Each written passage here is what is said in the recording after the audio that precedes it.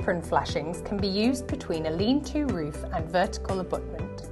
To install, lap over the top of the roof sheets and fix into the purlin on either side of the lap in the first full corrugation as per the sheeting.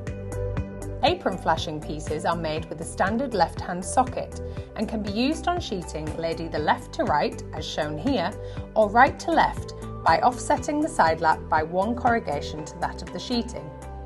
Vertical sheeting can then be installed over the top of the flashing, or a lead replacement dressed over the vertical wing of the internal corner piece if joining a flat wall.